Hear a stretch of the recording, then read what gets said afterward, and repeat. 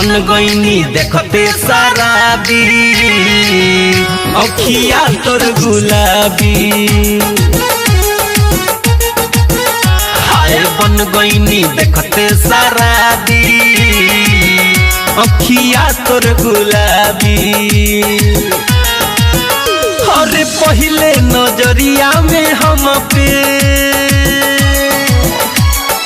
ए जान हो गईल बाड़ू हाबी बन गईनी देखते शराबी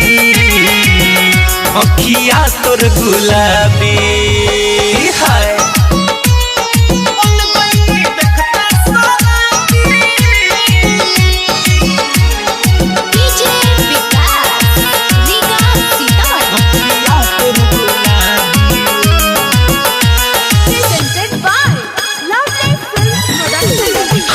दिन भर रहती अखिए में डूबल करे मनवा हमार हो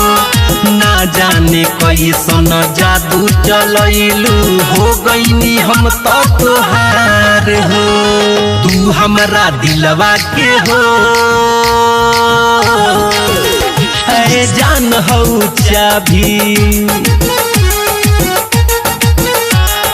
बन गईनी देखते शराबी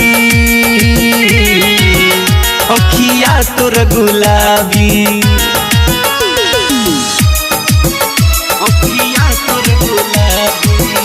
music by Gaurav Roshan DJ विकास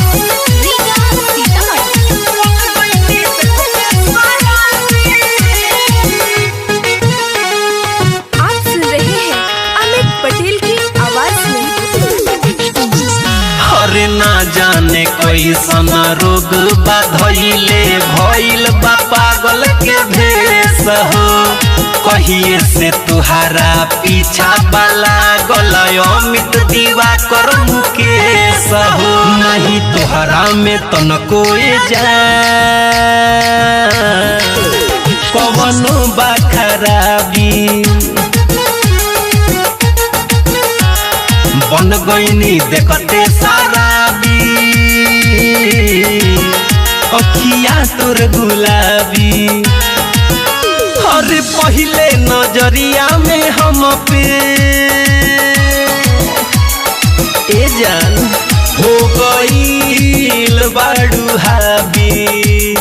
बन गईनी देखते शराबी अखिया तोर गुलाबी हाय।